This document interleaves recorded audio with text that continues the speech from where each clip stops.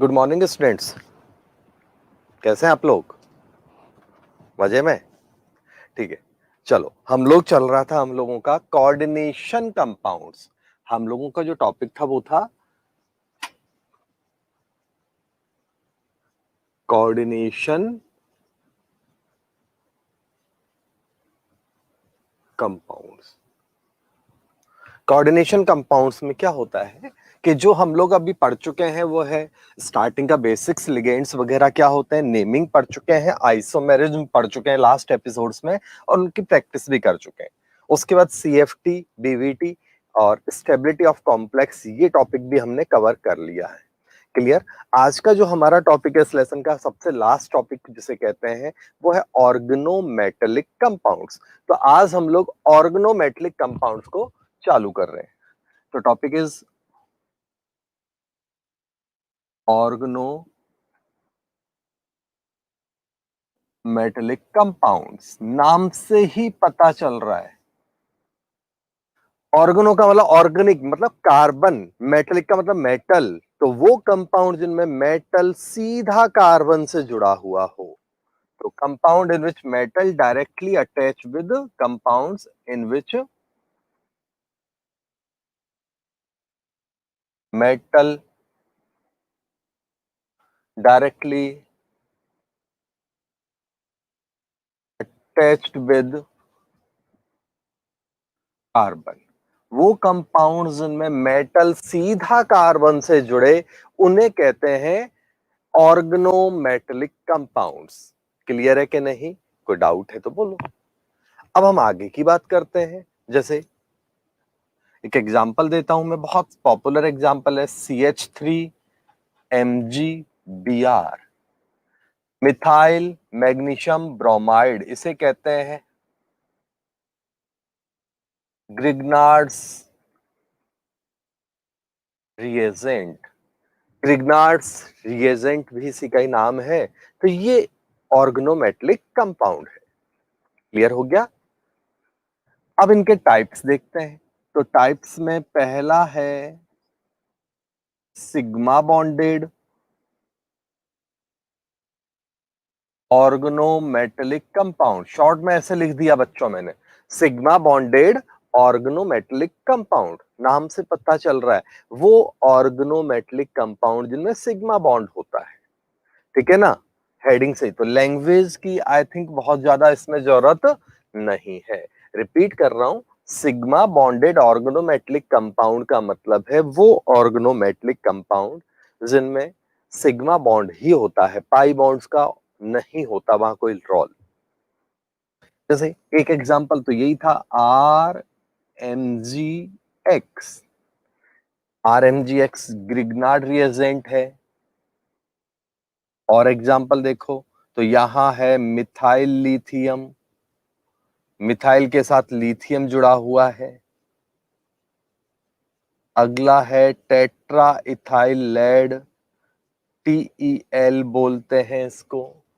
अगला क्या है आपका? टेट्रा इथाइल लेड, इसे क्या बोलते हैं हम लोग? TEL।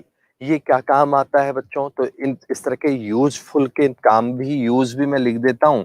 ये एंटी नॉकिंग है, used in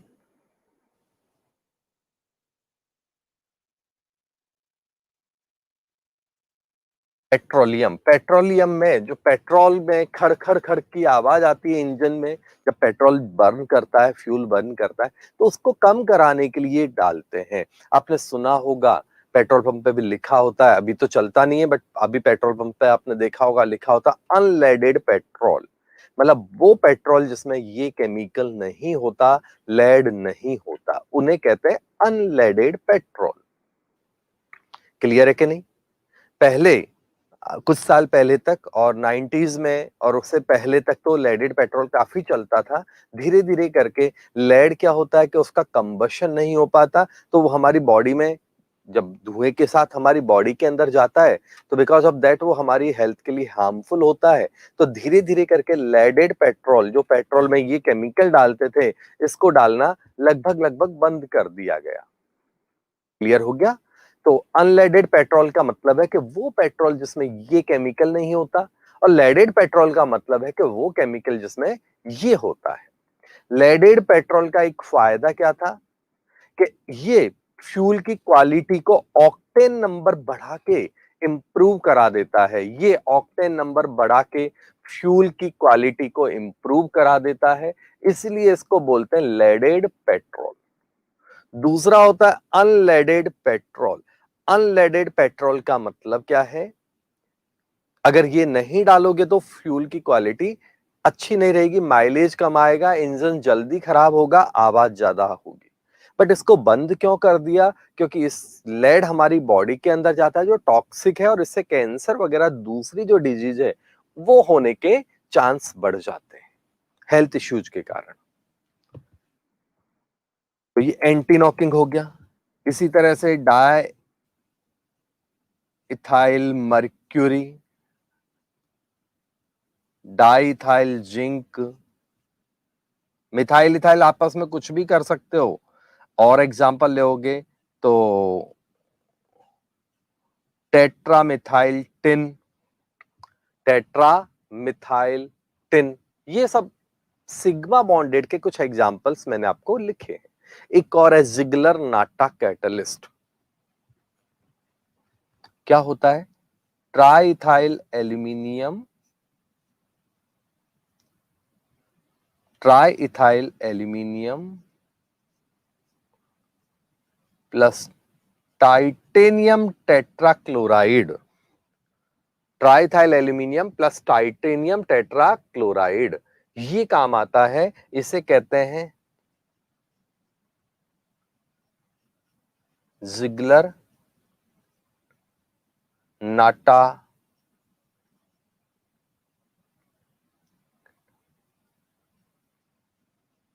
catalyst. Ziegler Natta catalyst ये कहां काम आता है बच्चों?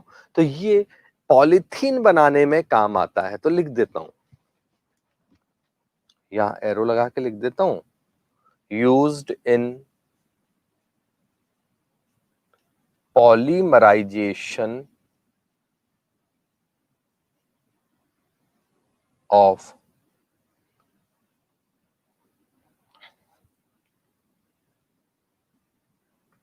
Polythene,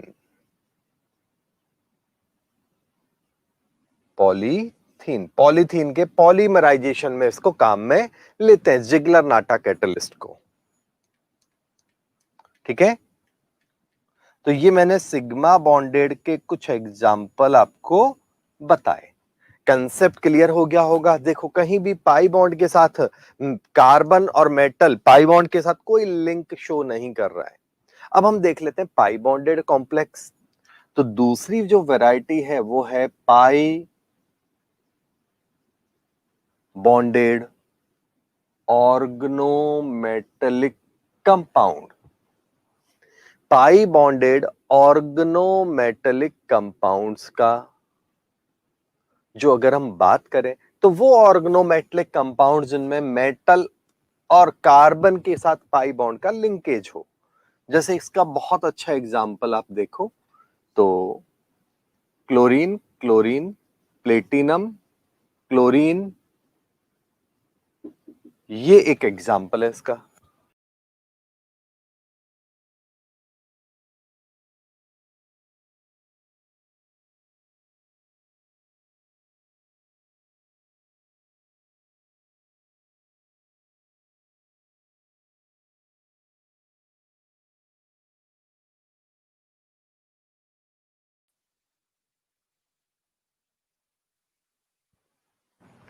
clear? तो ये है एक एग्जांपल जिसमें प्लेटिनम के साथ 3 क्लोराइड और एक थीन है।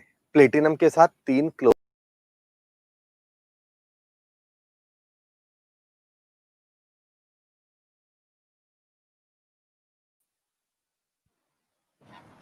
क्लियर? तो इससे कहते हैं, बहुत इंपॉर्टेंट नेम भी है, याद रखना, जिसस सॉल्ट। इसको हम लोग क्या बोलते हैं? तो इसको बोलते हैं हम लोग जिसस सॉल्ट। को दिक्कत है तो बोल दो। ध्यान ठीक है। अब इसमें बात आती है कि ये मेटल कहां जुड़ा हुआ है, कार्बन से नहीं जुड़ा हुआ है। आप देखो ये सेंटर मतलब पाई बॉन्ड से जोड़ा हुआ है, इसका मतलब ये कार्बन और ये कार्बन दोनों से जोड़ सकता है, रोटेशन में रहता है। और ये जो पाई डेंसिटी है ये मेटल को मिलती है, क्योंकि आप चेक करो तो कार्बन क्या खा के इसके साथ बॉन्ड बनाएगा, कार्बन के पास डोनेशन के लिए कुछ भी नहीं है। कार्बन 4 मतलब बॉन्ड बनाने वाला है तो 4 बॉन्ड बन चुके हैं, कोई लॉन पेयर कार्बन के पास है नहीं, तो ये यहां पर बॉन्ड तो बना नहीं सकता है। तो क्या होगा, तो उस केस में ये जो पाई डेंसिटी है, पाई डेंसिटी का मतलब है रिच, तो ये जो रिच प्रोडक्ट है पाई रिच, तो ये मेटल को मिलता है। तो ये पाई डेंसिटी किसको मिल रही है, आंसर है ये मेटल को मिल रही है। कोई दिक्कत है तो बोल दो। अगला देखो, तो बहुत अच्छा एग्जांपल है C5H5 का होल ट्वाइस Fe, इसे कहते हैं फेरो, बिल्कुल रटा होना चाहिए। ये दोनों एग्जाम्पल सुपर इंपॉर्टेंट है, जो बिल्कुल आपको फॉर्मूला और नेम दोनों याद होने चाहिए। फेरोसिन, इसकी स्ट्रक्चर देखो फेरोसिन का, ये मैंने यहां पर इसका नेगेटिव मतलब लॉन पेयर बनाया, ये सेंटर से जोड़ दिया, बिकॉज ये ऑल्टरनेट सिस्टम है तो रोटेशन में रहेगा। तो ये 6 पाई इलेक्ट्रॉन है और नेगेटिव चार्ज है। इधर मैंने Fe ले लिया और यहां मैंने इसको चेंज करके बना दिया, दोनों है एक ही बात, लेकिन रेजोनेंस के कारण ये क्या हो रहा है, डीलोकलाइज हो रहा है, बिल्कुल बेंजीन की तरह। ये और ये एक ही बात है। यहां पर सेंटर से जोड़ने का मतलब है कि कोई भी पाई बॉन्ड यहां पर रोटेट होने के कारण शामिल हो रहा है, ये भी इन्वॉल्व हो रहा है, ये भी इन्वॉल्व हो रहा है, ये नेगेटिव चार्ज भी पाई की तरह है। तो ये हो गया, ये और ये रिंग एक ही बात है। तो ये हो गया आपका फेरोसिन, ठीक है। इसमें C5H5 नेगेटिव है तो आयरन जो है उसका चार्ज कितना है बच्चों, तो आयरन का चार्ज है +2 +2, क्योंकि ये -1 इजकल टू +2। कोई दिक्कत है तो बोल दो, कमेंट दो अपने वैल्यूबल जल्दी से, ठीक है। अब देखते हैं हम लोग इसमें, इसका नाम क्या होगा IUPAC, तो ये क्या है, इसका नाम आप खुद दीजिएगा, इसका नाम मैं बता देता हूं। ये है क्या बच्चों, तो आप क्या कहोगे, 5 कार्बन है और साइकिल है, तो साइक्लो पेंटा डाई इन, 2 इन है, और रेडिकल है तो इल, तो नाम क्या हो गया, नाम देखो साइक्लो पेंटा डाई इनिल हायाना। कोई दिक्कत है तो बोल दो, क्लियर। और आयरन, और ये है कितने, 2 हैं, तो आगे लग जाएगा इसमें बिस,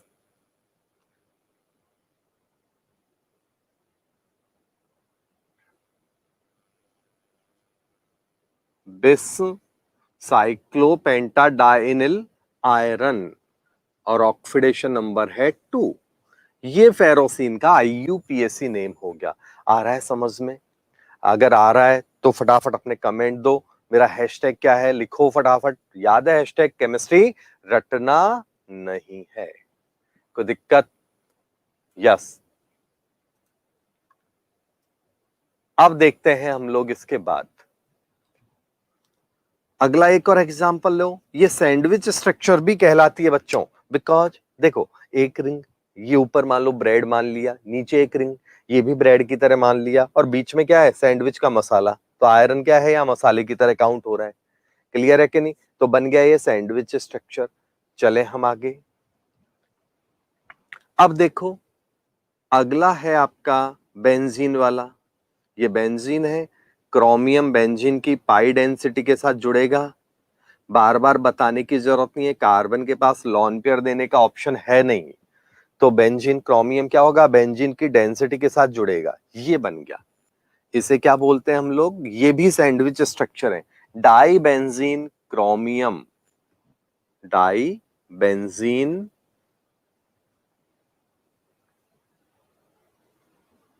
और ऑक्सीडेशन नंबर है या 0।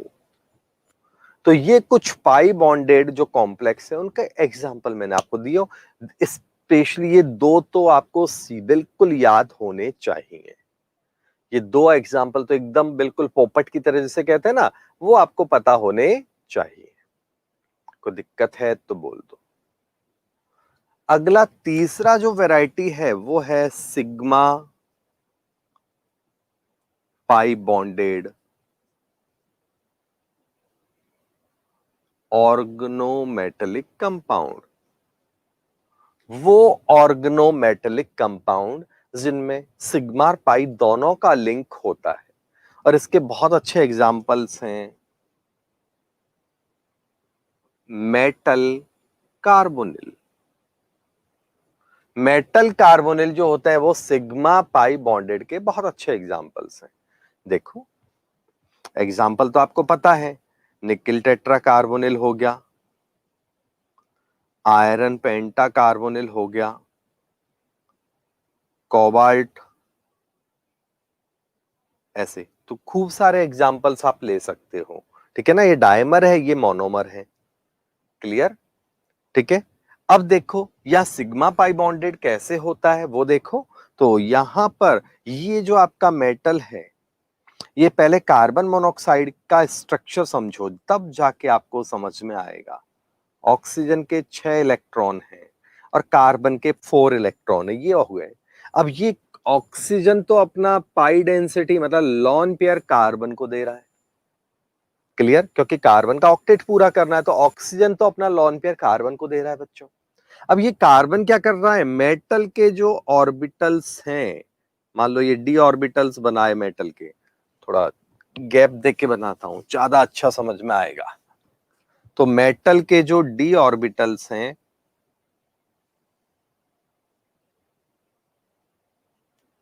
इनको अपना लॉन पेयर देता है ऐसे। क्लियर हो गया? तो ये तो कहलाएगा सिग्मा, सिंपल लॉन पेयर दे रहा है, हाँ या ना। और यहां से ये जो पाई डेंसिटी के साथ ये जो मेटल के इलेक्ट्रॉन है, ये इनके साथ भी लिंक होते हैं, तो ये कहलाता है पाई। रिपीट कर रहा हूं, lone pair from carbon, carbon monoxide में से कार्बन के लॉन पेयर मेटल के डी इलेक्ट्रॉन्स डी ऑर्बिटल्स में शिफ्ट होते हैं, तो वो कंसिडर होता है सिग्मा बॉन्ड की तरह। इसी तरह से यहां ये जो पाई डेंसिटी और बाकी के जो मेटल के इलेक्ट्रॉन और ऑर्बिटल्स हैं, इनके बीच में जो लिंक बनता है, इसे कहते हैं पाई, हाँ या ना। क्लियर? तो ये कहलाएगा सिग्मा पाई कॉम्प्लेक्स, इसे हम बोलते हैं सिग्मा पाई कॉम्प्लेक्स। अब ये जो है आपका सिग्मा पाई कॉम्प्लेक्स, इस बॉन्ड का एक और नाम है, टेक्निकल नेम है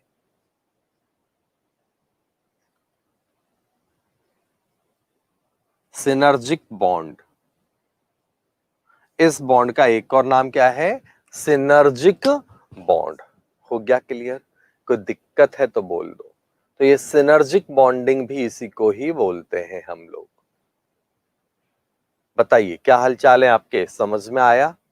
किसी को कोई प्रॉब्लम है यहां तक तो बोल दो फटाफट भाई, कमेंट्स दो।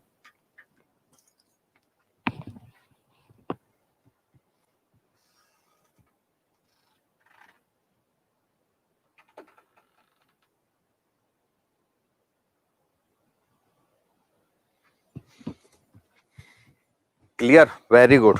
चलो फिर हम लोग आगे का पोर्शन देखते हैं। इसमें ऑर्गेनोमेटेलिक कंपाउंड्स का दूसरा एक और क्लासिफिकेशन है on the basis of periodic table. ये तो बॉन्ड्स के बेसिस पे क्लासिफिकेशन था, ठीक है ना। अब बॉन्ड्स के बाद दूसरा जो क्लासिफिकेशन आता है बच्चों, वो है पीरियोडिक टेबल के हिसाब से जो क्लासिफिकेशन होता है ना, वो हम लोग लेते हैं। तो classification on the basis of periodic table.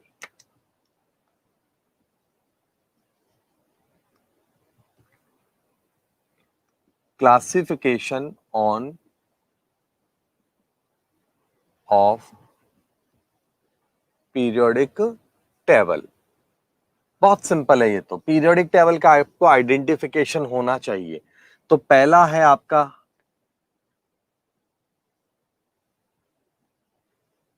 Representative organometallic compound. Representative organometallic compounds, वो कंपाउंड्स जो रिप्रेजेंट करते हैं। क्लियर है कि नहीं? तो एलिमेंट्स, रिप्रेजेंटेटिव एलिमेंट्स कौन है वो पता होना चाहिए। तो एस और पी ब्लॉक जीरो ग्रुप को एस्केप कर दें तो रिप्रेजेंटेटिव एलिमेंट्स कौन होते हैं? S plus P block minus zero group. Inert gases को इसमें से माइनस कर दो तो इन्हें कहते हैं रिप्रेजेंटेटिव एलिमेंट्स। पता है आपको? तो जब ऑर्गेनोमेटेलिक कंपाउंड इन एलिमेंट्स के साथ बनता है, मींस कार्बन जब इनके साथ जुड़ता है, तो ऐसे ऑर्गेनोमेटेलिक कंपाउंड्स को बोलते हैं हम लोग रिप्रेजेंटेटिव ऑर्गेनोमेटेलिक कंपाउंड। तो क्या हो गया? When carbon attached with representative elements directly, ठीक है ना? तो आ जाएगा वो तो समझ में। तो ऐसे कंपाउंड्स को कहते हैं रिप्रेजेंटेटिव। तो ये हमने अभी अभी खूब सारे एग्जाम्पल पढ़े, उनमें से जैसे जीआर था, दूसरा था आप देखो तो रिप्रेजेंटेटिव का मतलब लेड वाला था, टेट्रा मिथाइल लेड ले लेता हूं अब की बार। टिन वाला ले लो, टेट्रा इथाइल टिन ले लो। एग्जाम्पल्स में कोई फर्क नहीं पड़ता, ठीक है? तो ये जो एस और पी ब्लॉक के जो मेंबर हैं वो रिप्रेजेंटेटिव वाले होंगे। अभी जैसे सोडियम, इथाइल सोडियम, ये इसका बहुत अच्छा एग्जाम्पल है। पहले के जो एग्जाम्पल है उनमें आपको केवल और केवल पीरियोडिक पीरियोडिक और पीरियोडिक टेबल जो है वो आपको पता होना चाहिए। तो पीरियोडिक टेबल से आपको रिप्रेजेंटेटिव का पता चल जाएगा। रिप्रेजेंटेटिव का पता चल गया तो आपका काम हो गया। क्लियर है कि नहीं? बेटा आज मेरा बर्थडे नहीं है, फिर भी थैंक यू आपने बोला है तो थैंक यू। अब हम लोग बात करते हैं रिप्रेजेंटेटिव के बाद अगला पॉइंट, वो है ट्रांजिशन ऑर्गेनोमेटेलिक कंपाउंड। नाम से पता चल रहा है ट्रांजिशन एलिमेंट्स कौन होते हैं?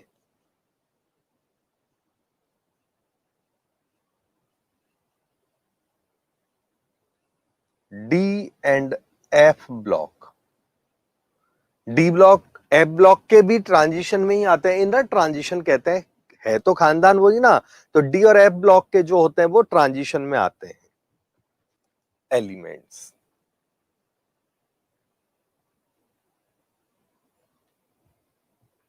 ठीक है? अब हम बात करें तो क्या होगा, जैसे अभी एक एग्जांपल लिया था हमने डाइथाइल जिंक टेट्रा, हाँ डाइथाइल जिंक ले लेता हूं।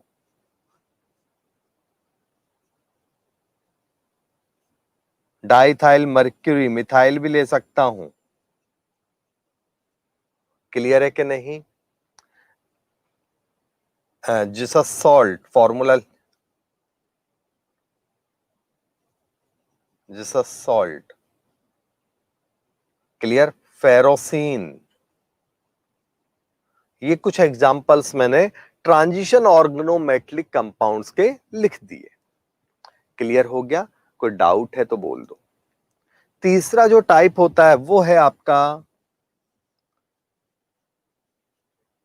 Metal carbonyl. मेटल कार्बोनिल क्या कहता है कि जब मेटल सीधा कार्बन मोनोऑक्साइड से जुड़े। क्लियर है कि नहीं? सिग्मा पाई वाले जो एग्जाम्पल हैं वो पूरे के पूरे आएंगे। तो मेटल सीधा कार्बन मोनोऑक्साइड से जुड़े, मेटल अटैच विद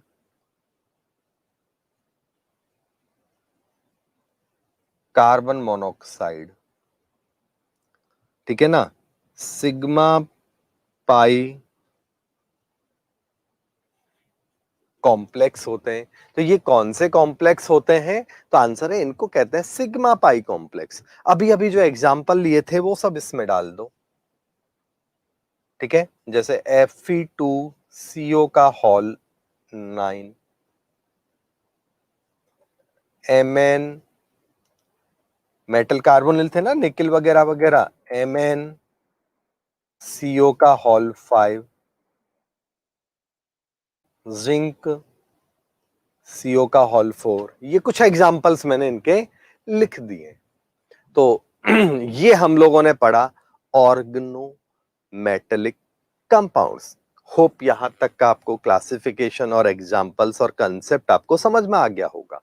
यहां तक फटाफट अपने वैल्यूएबल कमेंट्स दो।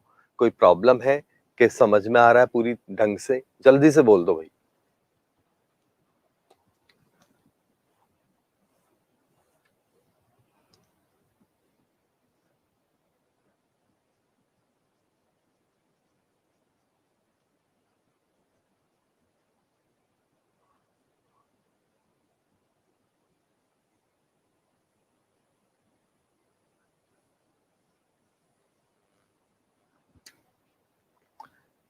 अगला पोर्शन है हमारा नया टॉपिक, इफेक्टिव एटॉमिक नंबर। इसी को ही बोलते हैं EAN, शॉर्ट में इसका नाम है EAN। ये नाम बहुत पॉपुलर है, डायरेक्ट एग्जाम में EAN ही लिखा जाएगा, पूरा इतना ज्ञान नहीं दिया जाता, तो ये बात आप ध्यान रखना बच्चों। तो इफेक्टिव एटॉमिक नंबर, ये इफेक्टिव एटॉमिक नंबर क्या होता है?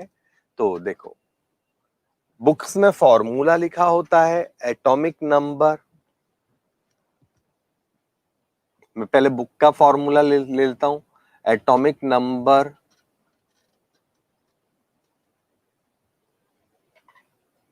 माइनस लॉस ऑफ इलेक्ट्रॉन्स, मतलब जो भी इलेक्ट्रॉन्स का लॉस या गेन हो रहा है वो आ जाएगा इसमें। ठीक है ना? मतलब जनरली पॉजिटिव आयन बनते हैं, मेटल है, इसलिए लॉस लिखा है मैंने सीधा। एटॉमिक नंबर में से कितने इलेक्ट्रॉन्स का लॉस हुआ है वो देख लो। उसके बाद twice multiply by number of lone pair, donate by number of lone pair. Donate by, किसने डोनेट किया? तो लिगेंड्स। लिगेंड्स ने कितने लॉन पेयर का डोनेशन किया, ये इसका ये एग्जाम्पल हो गया। इसी को हम लोग ऐसा भी लिख सकते हैं, देखो, तो टोटल, ये मेरी लैंग्वेज में है, सिंपल, एकदम सिंपल, क्या प्लस माइनस करना, हवा में कर दो। देखो कैसे, total electrons on central, atomic number किसका है? Of central metal. तो total electrons on central metal, या उसका जो आयन है उसके पास टोटल कितने इलेक्ट्रॉन्स हैं वो देखो। तो डायरेक्ट हमने उसको प्लस माइनस कर लिया, एक ही बात है। Multiply plus 2 multiply bye coordination number, एक ही बात है, ऐसा कुछ नहीं है कि ये अलग है वो अलग है। प्लस माइनस इसमें फॉर्मूला लंबा है, कम प्लस माइनस करना पड़ता है, ये फटाफट हो जाएगा आपको। देखते हैं कैसे फटाफट होगा, चेक करते हैं। तो एक और बात, if EAN like inert gas configuration, अगर EAN इनर्ट गैस कॉन्फ़िगरेशन की तरह है, क्लियर है कि नहीं? तो EAN like inert gas configuration है, देन क्या होगा उस केस में? Molecules will be more stable than others. अगर मान लो EAN जो है आपका इनर्ट गैस कॉन्फ़िगरेशन की तरह, लाइक 36 होता है क्रिप्टॉन का, तो अब 36 है अगर किसी का टोटल मिला के, तो वो कंपेयर में ज्यादा स्टेबल होगा ऐसे एलिमेंट का जिनका 34, 35 या 37 है। अगला पॉइंट, हाँ, four, to get inert configuration ऐसे लिख लेते हैं, to get inert configuration, inert gas configuration, inert gas configuration अगर हमें किसी को लेना है तो कॉम्प्लेक्स कैन गेन और lose electrons. Complex electrons gain करा सकते हैं या इलेक्ट्रॉन्स का लॉस करा सकते हैं। लैंग्वेज क्या रिपीट कर रहा हूं कि अगर किसी का इनर्ट गैस कॉन्फ़िगरेशन नहीं है तो उसके लिए वो इलेक्ट्रॉन दे और ले सकते हैं, ये बात है। चेक कर लेते हैं हमने क्या गाथा गाई है, क्या कहानियां सुनी है, उनको एग्जाम्पल लेके समझ लेते हैं। क्लियर? जैसे एक एग्जाम्पल है, बहुत simple, nickel tetra carbonyl. Nickel का एटॉमिक नंबर है 28। अब उम्मीद मत करो कि भाई ये चीजें अब लेसन के एंड में सिखाऊंगा, पूरा पीरियोडिक टेबल बता दिया है, सारे ब्लॉक्स हो चुके हैं और अब तो उसका लिंक लेसन भी खत्म हो रहा है। तो 28 और 4 लिगेंड है तो 4 कोऑर्डिनेशन नंबर है तो 2 मल्टीप्लाई बाय 4, तो ये हो गया 36। कोई दिक्कत है तो बोल दो।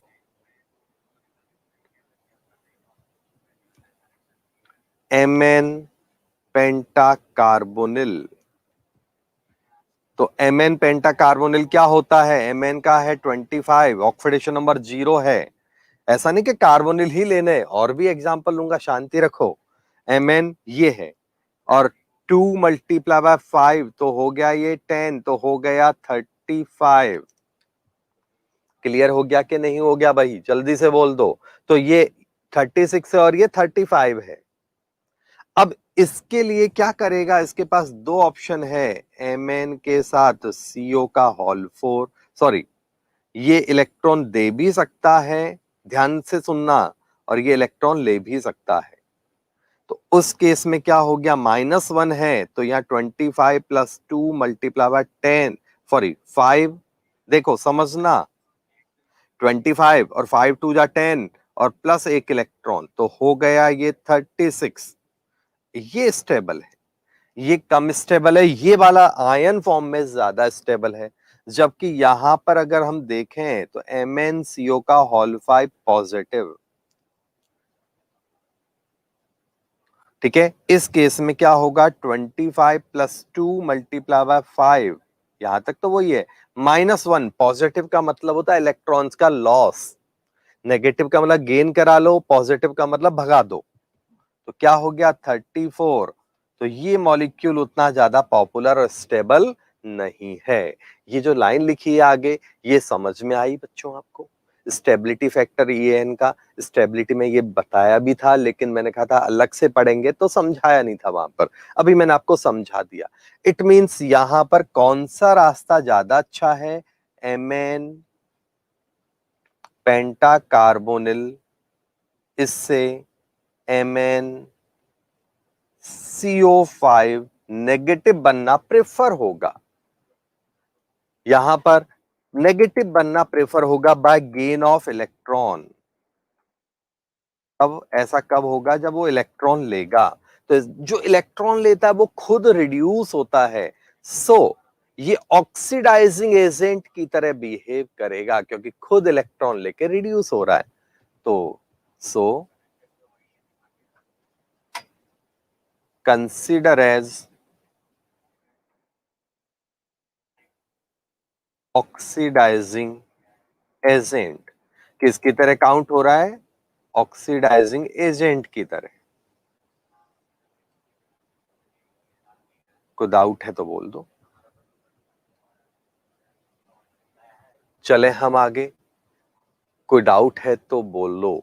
और एग्जांपल लेते हैं, यहां तक अपने कमेंट्स दो, अगर कुछ समझना है तो बोल दो। तो कई बार एग्जाम में ऐसा पूछा जाता है एडवांस लेवल के केस में, मेंस और बोर्ड की तो जनरली पूछे ही नहीं जाते, एडवांस टाइप के केस में अच्छे JEE और नेट के जब क्वेश्चन बनते तब क्वेश्चन क्या होगा कि ये किसकी तरह काउंट हो रहा है? बताओ इनमें से कौन है जो ऑक्सीडाइजिंग एजेंट होगा, कौन है जो रिड्यूसिंग एजेंट होगा? कर पाओगे आप? कोई प्रॉब्लम है? फटाफट कमेंट दो, मैं बोर्ड रब करूं नहीं तो।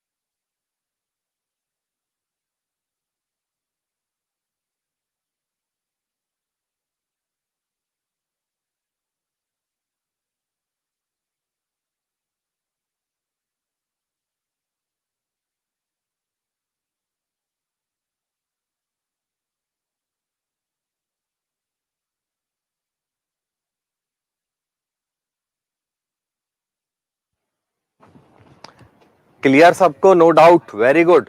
चलो और एग्जांपल लेते हैं तो इस EAN को समझते हैं अच्छी तरह से।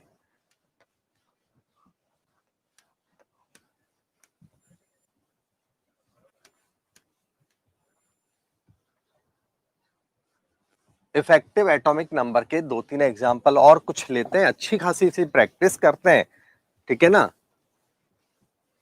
डायमर बनने में भी ऐसा होता है, डायमर में भी EAN क्या होता है, मिक्स हो जाता है। जैसे एक एग्जांपल है FeCO का हॉल 5, आपको क्या करना है, EAN भी निकालना है, EAN, और ये भी बताना है कि ये किसकी तरह काउंट होएगा। चालू कर दो। कोबाल्ट 5,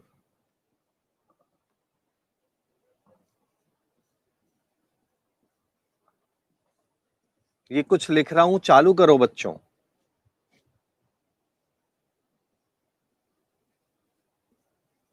EAN निकाल के बताओ फटाफट, अच्छे बच्चों की तरह उछल कूद कम करना, आंसर देना।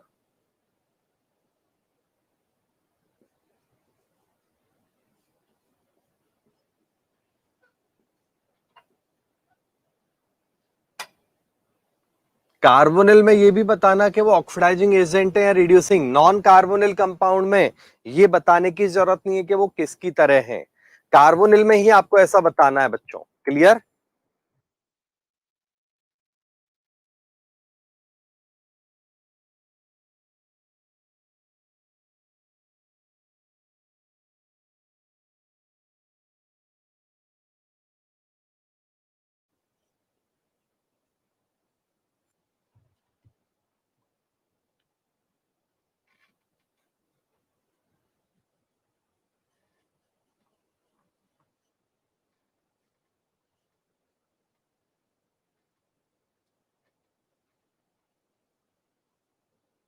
ये कुछ एग्जांपल्स लिखे हैं, इनका फटाफट सॉल्व करो, एक साथ डिस्कस करता हूं, 2-3 मिनट का टाइम दे रहा हूं।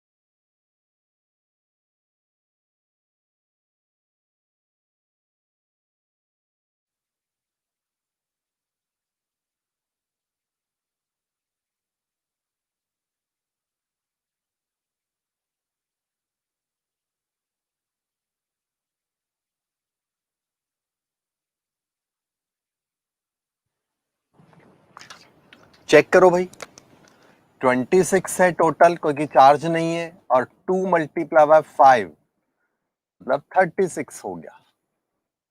यहां देखो 27 है, प्लस 2 मल्टीप्लाई बाय 5, तो ये हो गया 37।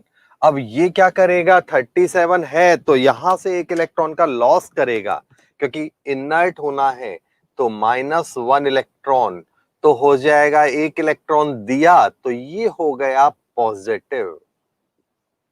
इलेक्ट्रॉन का लॉस हुआ तो यूज्ड एज, खुद ने इलेक्ट्रॉन दिया तो खुद ऑक्सीडाइज हुआ, तो रिड्यूसिंग एजेंट। आ गया बच्चों समझ में क्या कहना चाह रहा हूं मैं आपको? ईएन में कोई प्रॉब्लम है तो बोल दो। यहां देखो, क्रोमियम होता है 24, उसमें से 3 निकल चुके हैं, +3 है क्रोमियम, यहाँ क्या है, +3 है, तो डायरेक्ट मैं लिख रहा हूं, फॉर्मूले में यही है 24 - 3। टाइम पास करने की जरूरत कहां है, इतनी अकल तो होती है अपने में कि क्रोमियम 24 है, +3 निकल गया तो 21 बचा, तो मैंने यहां डायरेक्ट लिख दिया है। चलेगा आपको कि कोई इश्यू है? जल्दी से बोल दो। तो 21 प्लस 6 मल्टीप्लाई बाय 2, मतलब 6 लिगेंड्स हैं और हर एक दो, एक लिगेंड का मतलब 2 इलेक्ट्रॉन देता है, तो ये हो गया आपका 33। कॉपर होता है +2 है कॉपर यहां पर, तो 29 में से 2 निकल गए तो 27 बचा, और 4 2 8, 2 multiply by 4 is equal to 8, तो 27 और 8 होता है 35। 26 होता है Fe, तो यहां पर +3 है, तो Fe हो जाएगा 23, तो 2 multiply by 6 is equal to 12, तो ये होगा 35। 2 मल्टीप्लाई बाय 6, 12, 12 का मतलब है 35। कोई दिक्कत है कि नहीं, बोलो। चले हम आगे, खत्म।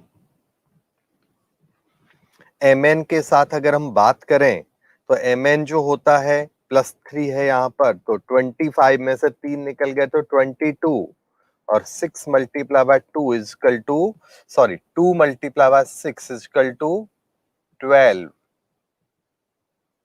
तो हो गया 34। क्लियर हुआ बच्चों? कोई प्रॉब्लम है तो बोलो। कार्बोनिल में ऑक्सीडाइजिंग और रिड्यूसिंग नेचर को भी आप स्टडी कर कीजिएगा, मतलब कि वो अगर ऐसा है, नॉन कार्बोनिल में ऐसा करने की आपको जरूरत नहीं है, वहां पूछा भी नहीं जाता, कार्बोनिल में पूछा जाता है। क्लियर है कि नहीं? यहां देखो आप, Mn होता है 25, 2 निकल गए तो बचा कितना, 23, और 2 मल्टीप्लाई बाय 6 तो हो गया 35। 27 में से 3 निकल गए तो 24, और 2 मल्टीप्लाई बाय 6 इक्वल टू 36।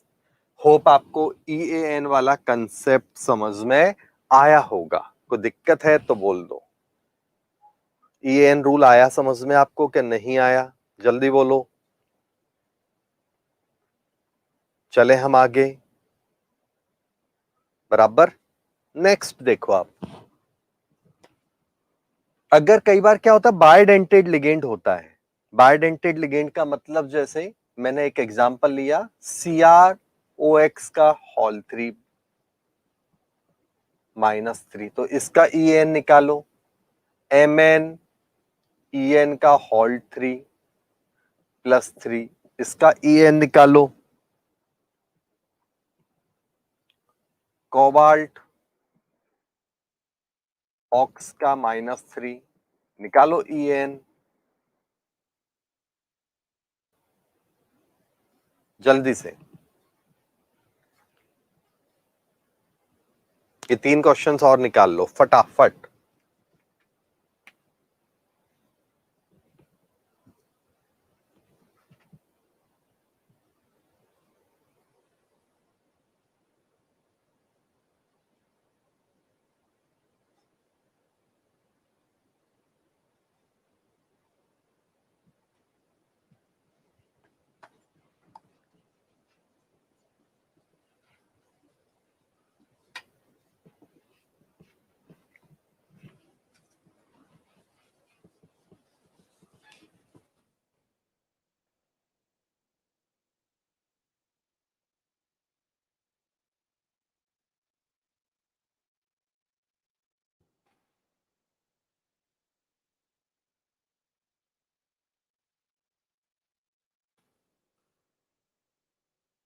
हो गया, चेक करो।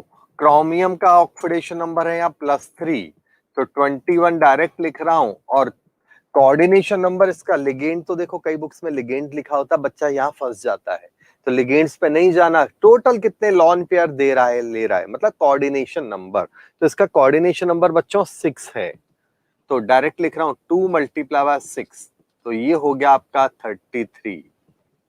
को दिक्कत है तो बोलो।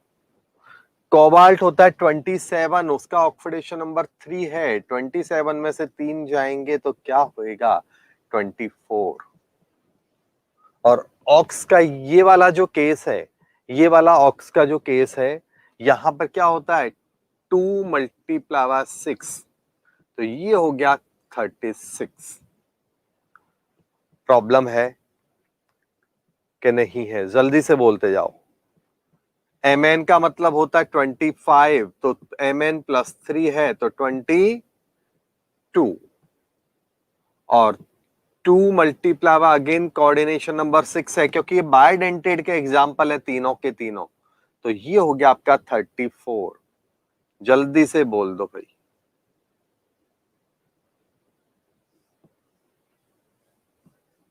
ये मैंने आपको EAN समझाया,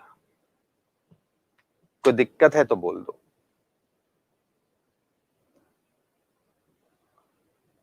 EAN अच्छी तरह आ गया समझ में।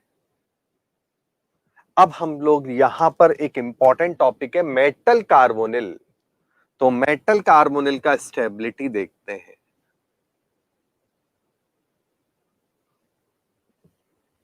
मेटल कार्बोनिल, ठीक है ना, तो मेटल कार्बोनिल में क्या होता है, तो सीधा सा है, पहला बात है बॉन्ड ऑर्डर। बॉन्ड ऑर्डर क्या होगा मेटल कार्बोनिल में, जब सब बात सेम होती है, एक ही मेटल है, तो बॉन्ड ऑर्डर में क्या होता है, पॉजिटिव छोटा होता है, नेगेटिव बड़ा होता है। तो पहले बॉन्ड ऑर्डर की बात करें तो क्या होगा, positive neutral negative metal carbonyl, ये मेटल कार्बोनिल की बात हो रही है। कोई दिक्कत है तो बोल दो।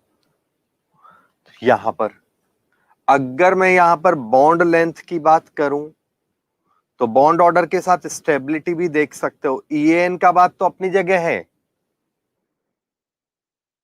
Bond order, stability, bond energy, ये सब इसी के चट्टे बट्टे हैं। आप यहां से देख लो इसको।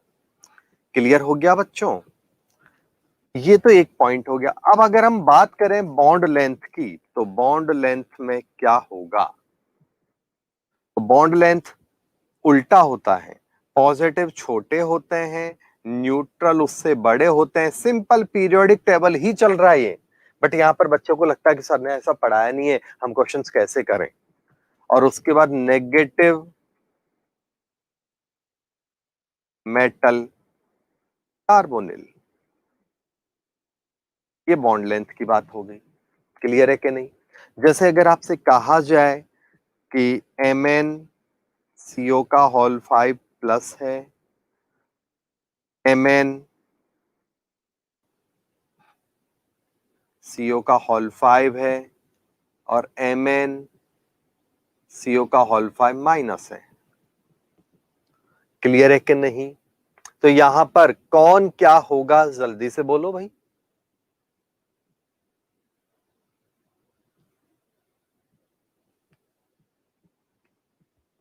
तो देखो सीधा सा यो चलेंगे, तो नेगेटिव बढ़ता जा रहा है, तो बॉन्ड लेंथ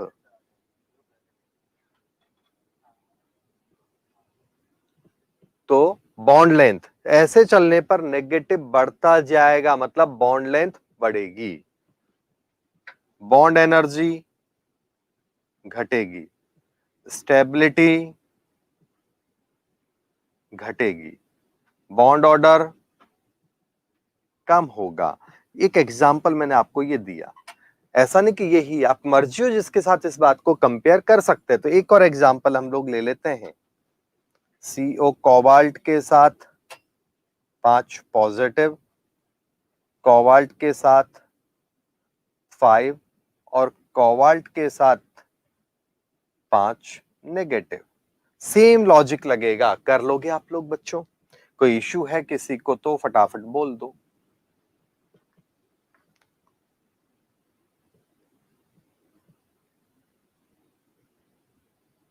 चले हम आगे। अब देखते हैं हम लोग बेसिक बातें। बॉन्ड लेंथ जो है जितना ज्यादा होगा बॉन्ड ऑर्डर उतना ही कम होगा। बॉन्ड लेंथ ज्यादा होगा तो बॉन्ड ऑर्डर कम होगा। इसका मतलब बॉन्ड एनर्जी भी कम हो जाएगा। इसका मतलब स्टेबिलिटी ऑफ मॉलिक्यूल भी कम हो जाएगा।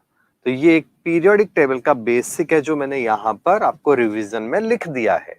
कोई प्रॉब्लम है तो फटाफट कमेंट दे दो भाई, जल्दी करो।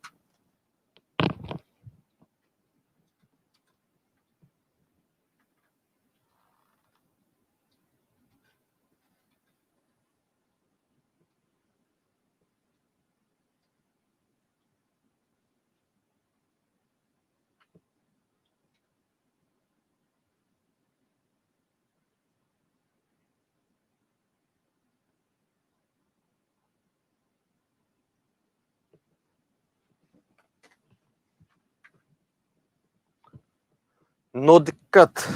चलो तो अब दिक्कत खत्म होती जा रही है, लेसन भी खत्म होता जा रहा है। मतलब बिल्कुल लास्ट के छोटे छोटे से जो पॉइंट चल रहे हैं ना वो है। अब एप्लीकेशंस और ऐसे एक दो जो पॉइंट होते हैं उनको देखते हैं और थोड़े से डाउट करेंगे। तो नेक्स्ट एपिसोड में आपका ये पूरी तरह से बाइंड अप हो जाएगा। और आज है आपका बच्चों थर्सडे, सैटरडे तक कोऑर्डिनेशन की आपको जो असाइनमेंट है, पहले भी मैंने बोली थी, बाइंड अप कर लेना अपने साइट पर जो असाइनमेंट रखी हुई है वो कोऑर्डिनेशन की पूरी तरह खत्म हो जानी चाहिए। कोई एक्सक्यूज नहीं मिलेगा। क्लियर हो गया? अब देखते हैं हम लोग यहां पर एक दो। हाँ, to get EAN stability, EAN की स्टेबिलिटी गेन कराने के लिए क्या होगा? Metal carbonyl can form positive ion, negative ion, dimer, trimer, ETC। मतलब स्टेबिलिटी के लिए वो डायमर वगैरह भी बना लेते हैं, ऐसा नहीं कि डायमर नहीं बनाएंगे। अगर कहीं ज्यादा हो रहा है, कम इलेक्ट्रॉन पड़ रहे हैं तो दो शेयरिंग कर लेंगे ऐसे। तो डायमर ट्राइमर भी स्टेबिलिटी गेन कराने के लिए बन जाते हैं, हाँ या ना? जैसे एक एग्जांपल देखें, CO का हॉल 5 ये होता है। अब अगर मान लो मैंने क्या किया, इसमें से क्या क्या ऑप्शंस हो सकते हैं, एक ही एग्जांपल में आप समझ लो। CO कार्बन, CO कोबाल्ट और अंदर है CO hall 5 positive, CO hall 5 negative, CO2 CO का हॉल 9। ये तीन ऑप्शंस मैंने आपको लिखे हैं। आपको बताओ, आपको ये बताना है कि इनमें से क्या क्या ऑप्शंस होंगे। तो आपको EN निकालना, प्लस माइनस बनाना बताया हुआ, 1 मिनट का टाइम है, जल्दी करो।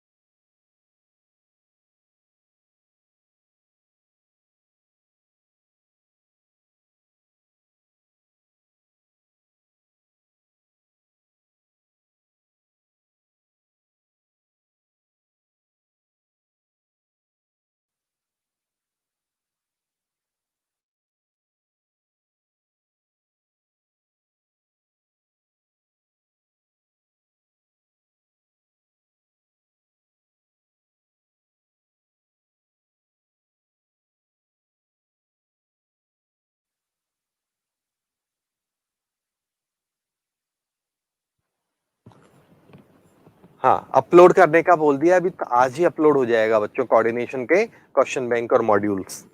तो यहां देखो इसमें क्या है, 27 डायरेक्ट लिख रहा हूं, 27 और 10 37 है इसका ईएन। इसका ईएन कितना है 37। तो एक तो ऑप्शन है ईएन कितना हो गया इसका 36, इसमें कितना हो गया 38। अब यहां वाले केस में क्या हो गया, ये है आपका कोबाल्ट और कार्बन मोनोऑक्साइड है, तो ये क्या हो गया, एक कोबाल्ट के टोटल नहीं गिनते के दो सबको टोटल कर दो, पर कोबाल्ट इफेक्टिव एटॉमिक नंबर कितना है, तो कोबाल्ट कितना होता अपना 25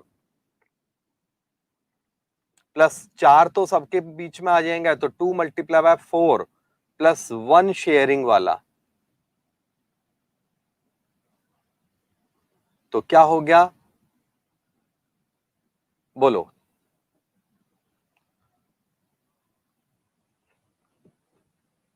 ठीक है, तो 25 के साथ ये है, और कार्बन मोनोऑक्साइड का जो यहां स्ट्रक्चर बनाऊं तो बहुत इजीली समझ में आएगा। ये कोबाल्ट है, ये दूसरा कोबाल्ट है, दो कोबाल्ट मॉलिक्यूल है, इनके साथ देख लो ये बात अभी यहां पर इसको छोड़ो, यहां देखो आप कैसे बन रहा है, कितने कैसे जुड़ेंगे, क्योंकि इसका हाइब्रिडाइजेशन भी आपसे पूछ सकते हैं। ठीक है, एक कोबाल्ट मान लो मेरे को पता नहीं है, मैं आप लोगों की तरह लर्नर्स की तरह बनाने के ट्राई कर रहा हूं। ठीक है, तो अब इसके पास आपको कितने चाहिए, क्योंकि यहां देखो ये एक एक इलेक्ट्रॉन एडिशनल हो गया, तो ये 25 की तरह जगह कितना काउंट हो जाएगा अब, क्योंकि इस इलेक्ट्रॉन का भी इसके ऊपर ऑनरशिप है। 25 तो इसका था ही, और ये शेयरिंग का इलेक्ट्रॉन है, तो अब कितना हो जाएगा बच्चों 26। क्लियर हो गया, तो 26 के बाद उसको कितने कार्बोनिल चाहिए, तो आंसर है 5 कार्बोनिल चाहिए, यस और नो।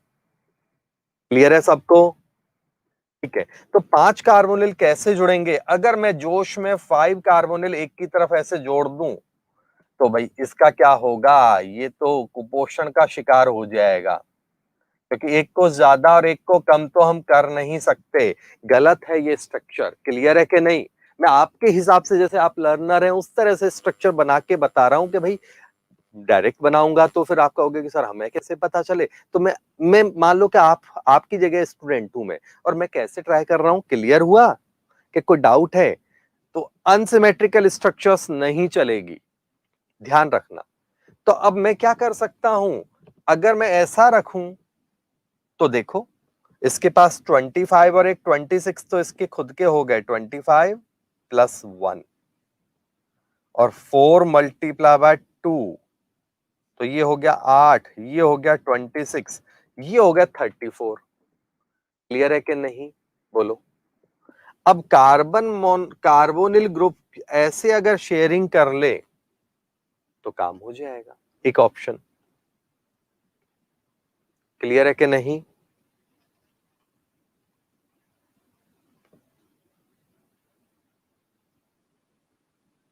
क्लियर हो गया। तो ऐसा आप स्ट्रक्चर्स बना सकते हैं। अब देखते हैं अपन यहां पर, तो इस तरह से ये क्या होगा, टोटल शेयरिंग के मतलब शेयरिंग का एक इलेक्ट्रॉन मेटल का प्लस 2 इलेक्ट्रॉन्स फ्रॉम ब्रिज, ये दोनों के बीच में काउंट होएगा, तो ऐसे क्या होगा, ये 36 बनेगा। क्लियर हो गया, कोई दिक्कत है तो बोल दो। तो ये कार्बोनिल वाले केस में वो क्या कर सकता है, पॉजिटिव भी बना सकता है, नेगेटिव भी बना सकता है, डायमर ट्राइवर भी बना सकता है। ठीक है, अब आगे देखो, अगर मैं एक एग्जांपल और लेता हूं, मैंने कहा FeCO का हॉल 5 है, वो क्या करेगा, तो उसको तो कुछ करने की जरूरत है नहीं, तो डायमर बनाएगा, तो आंसर है वो डायमर इजीली नहीं बनाएगा, इन फॉर्म डायमर इजीली, तो आंसर है नो, आंसर है no, due to stable EAN concept. Stable EAN concept के कारण वो डायमर नहीं बनाएगा। अगला पॉइंट है लेफ्ट टू राइट। अगर बात किया जाए तो left to right stability of complex, normal condition में left right stability of complex increase होता है। ये है बात, क्लियर है कि नहीं? जैसे कोई भी कॉम्प्लेक्स है तो उसमें लेफ्ट राइट चलेंगे तो कॉम्प्लेक्स बनाना इजी होगा, ठीक है ना? मान लो एक ही कॉम्प्लेक्स ले लेता हूं, उसकी यहां स्टैंडर्ड ऑक्सीडेशन नंबर भी लिख देता हूं +2।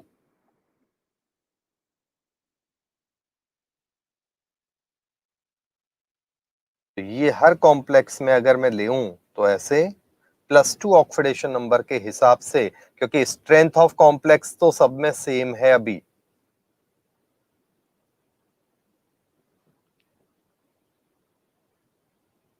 ऐसे समझ में आ गया होगा आई थिंक आपको।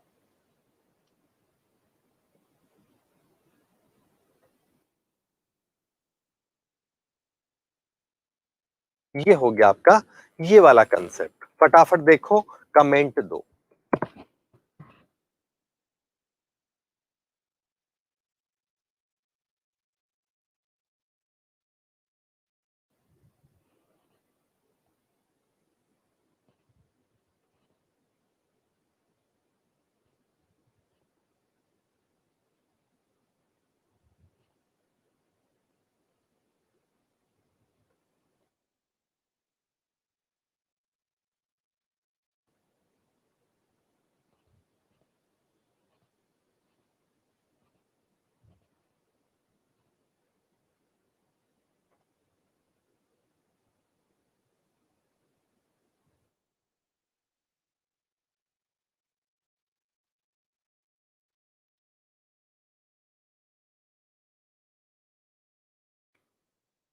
अब आपको एक एग्जांपल दे रहा हूं मैं, मान लो CO2 CO का हॉल 8, इसका स्ट्रक्चर बनाओ। फटाफट चेक करते हैं अपन लोग। 2-3 डायमर के स्ट्रक्चर में दे देता हूं आपको, फटाफट बना के बताओ। करो।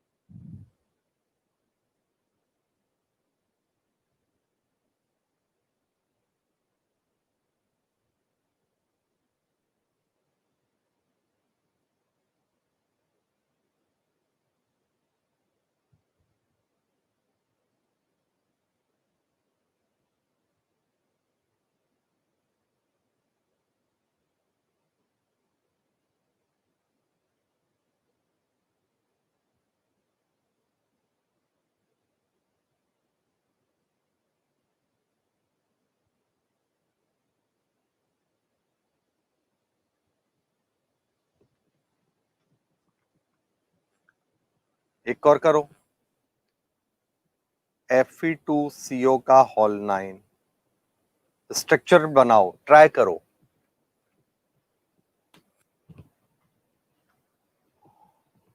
ऑर्गेनिक की एडवांस वाली वीडियो नहीं बनाई, बिल्कुल बनाई है बेटा, पढ़ा भी दिया है और उसकी प्रैक्टिस चल रही है। और एक और फेज प्रैक्टिस का आएगा, वो पीजीसी लेक्चर जो होता है ना उसमें है। यूट्यूब पे ऑर्गेनिक एडवांस बहुत ज्यादा नहीं डाला हुआ है, पीजीसी वाले बच्चों के लिए करवाया है। तो आप पीजीसी में है कि नहीं मुझे नहीं पता। क्लियर बेटा? ये वाला तो देखो, यहां पर CO कोबाल्ट कोबाल्ट एक कार्बन मोनोऑक्साइड, दूसरा कार्बन मोनोऑक्साइड, तीसरा कार्बन मोनोऑक्साइड। 3 कार्बन मोनोऑक्साइड यहां पर भी बन गए, 1, 2 और 3। अब बचा क्या? कार्बन मोनोऑक्साइड एक यहां ब्रिज बनाएगा, दूसरा कार्बन मोनोऑक्साइड यहां ब्रिज बनाएगा। क्लियर हुआ? कोई प्रॉब्लम है तो बोल दो, जल्दी से फटाफट बनाओ, कमेंट दो, अगला वाला आप करके दिखाओ।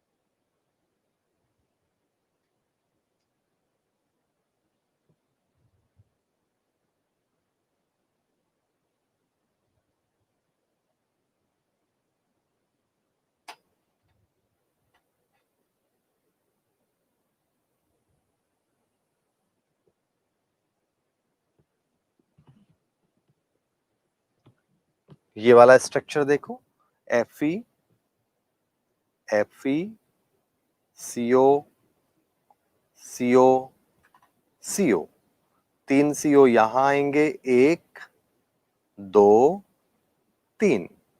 अब ब्रिज बनाएंगे यहां पर, 3 CO इसमें ब्रिज बनाने का काम करते हैं, ठीक है ना। Fe के साथ, Fe के साथ 3 CO का ब्रिज बनेगा, 3 इधर इंडिविजुअल है, 3 उधर इंडिविजुअल है, तो ये बनेगा आपका Fe2CO का हॉल 9 वाला स्ट्रक्चर। फटाफट इन स्ट्रक्चर्स में कोई डाउट है तो बोल दो।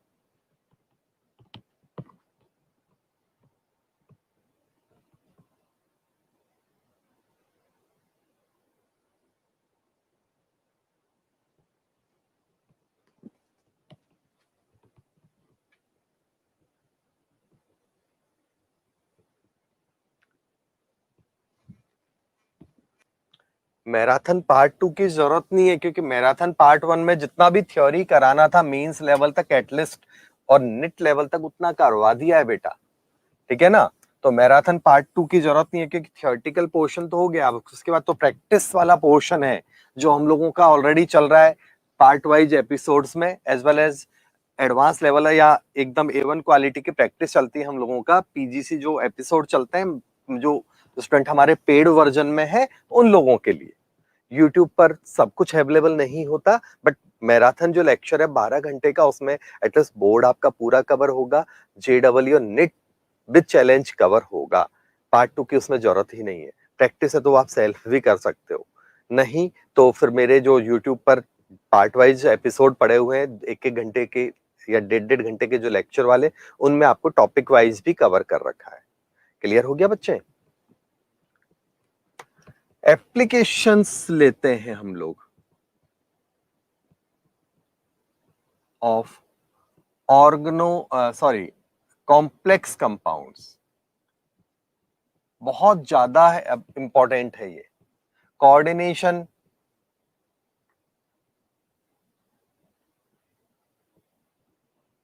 कोऑर्डिनेशन जो कंपाउंड्स हैं उनकी एप्लीकेशंस को हम लोग देख रहे हैं, तो काफी एप्लीकेशंस होती हैं। कुछ एप्लीकेशन लिख देता हूं, बाकी तो आती जाएंगी। जैसे सबसे पहला है आपका, तो EDTA काम आता है। EDTA in softening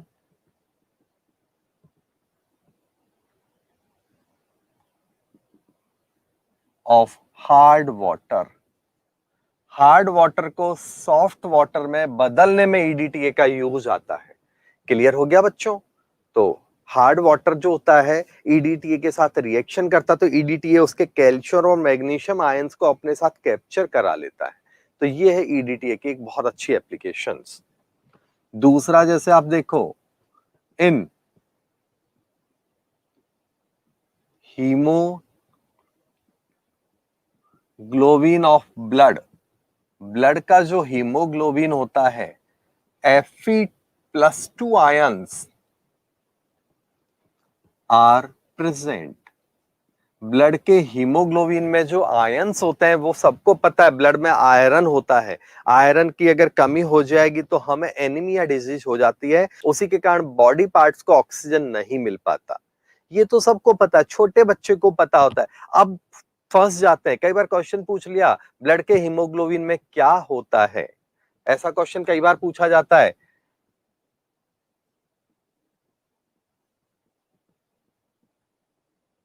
of blood contains, ये क्या रखता है, Fe+2, Fe+3 या ऑल। अब बच्चा फंस जाता है क्योंकि उसको Fe तो पता है, बट उसने ये ध्यान नहीं दिया कि वो आयन है, कौन सा आयन है कौन सा नहीं है, और इसलिए नेगेटिव करा देता। तो आपका आंसर क्या है, Fe+2। ठीक है। तीसरा जो अच्छा एप्लीकेशन है, क्लोरोफिल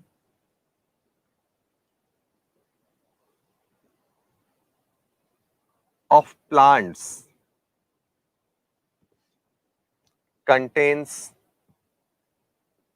Mg+2। जो आपका ग्रीन पिगमेंट होता है प्लांट्स का, क्लोरोफिल के कारण, तो उसमें कौन सा आयन होता है, तो आंसर है Mg। तो सबको पता है, वहां भी Mg+2 होता है, Mg नहीं होता, मैग्नीशियम आयन होता है। ठीक है ना।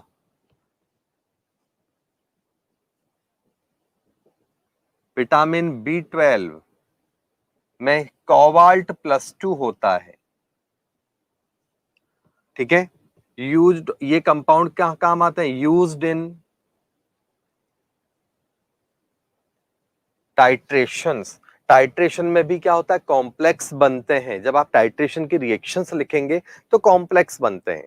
कॉम्प्लेक्स के कलर के बेसिस पे ऑर्गेनोमेटेलिक कंपाउंड जो बनते हैं, सॉरी, कॉम्प्लेक्स कंपाउंड बनते हैं, उनके कलर वगैरह के हिसाब से हम लोग इनको काम में लेते हैं। तो टाइट्रेशन में भी और ये कॉम्प्लेक्स कंपाउंड काम में आते हैं।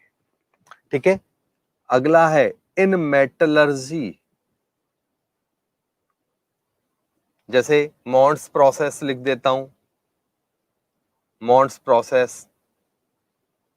निकिल से क्या होता है, शॉर्ट में, बाकी डिटेल तो जब पढ़ेंगे तब होगा। निकिल टेट्रा कार्बोनिल बनता है, जिसको बाद में गर्म ज्यादा करते हैं तो ये वेपर फेज में बना, गर्म कर देंगे तो निकिल अलग हो जाएगा, कार्बन मोनोऑक्साइड अलग हो गया, ऐसे।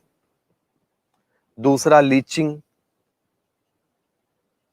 लीचिंग में क्या होता है, जैसे Ag है तो Ag जो आयन होता है ये NaCN या KCN से रिएक्शन करके KAgCN का हॉल 2 कॉम्प्लेक्स बना लेता है। Na भी ले सकते हो आप। और जिंक जो ज्यादा रिएक्टिव है, ये यहां से क्या करेगा, बाद में सिल्वर को रिप्लेस कर देता है। साथ में क्या बना, तो साथ में बना Ag। कोई दिक्कत है तो बोल दो। तो ये ऑर्गेनोमेटेलिक कंपाउंड का जैसे कुछ यूज लिख रहा हूं मैं इधर, क्लियर है कि नहीं। इन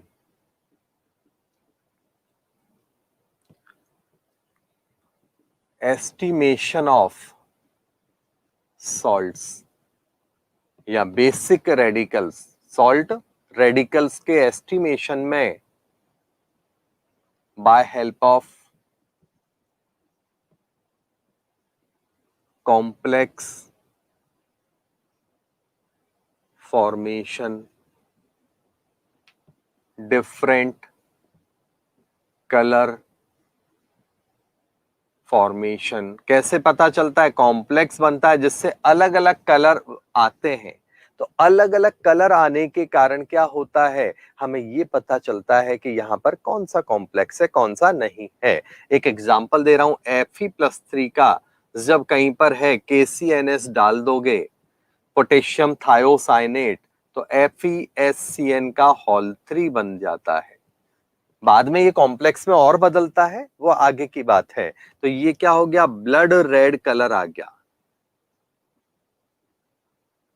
अब आप कहोगे सर ये कॉम्प्लेक्स तो नहीं है, तो ये लो झेलो, KCNS आगे चलता जा रहा है एक्सेस में, तो यहाँ क्या हो गया, FeSCN का होल 6 अब बना कॉम्प्लेक्स, जरूरत नहीं पड़ती, यहीं पे काम खत्म हो जाता है। तो deep blood red colour,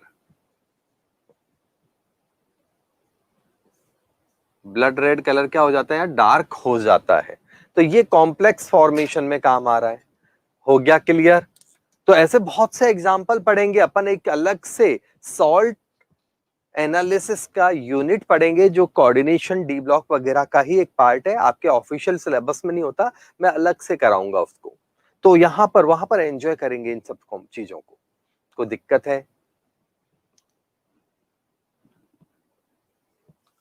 in estimation of qualitative analysis, ये ऊपर वाले को भी ऐसा बोल सकते हैं, यहां पर मैंने इसको बोल दिया क्वालिटेटिव एनालिसिस।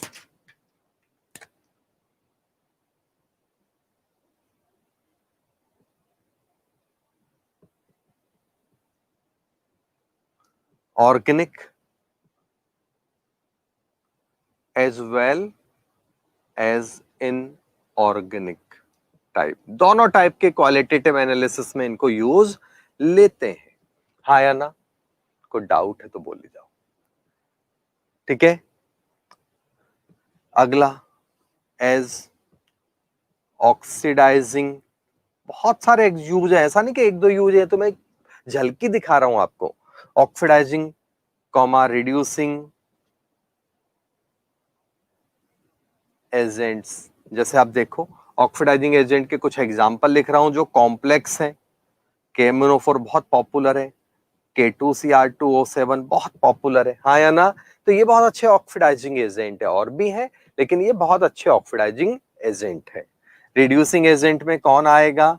तो बहुत अच्छा एग्जांपल है LiAlH4, NaBH4।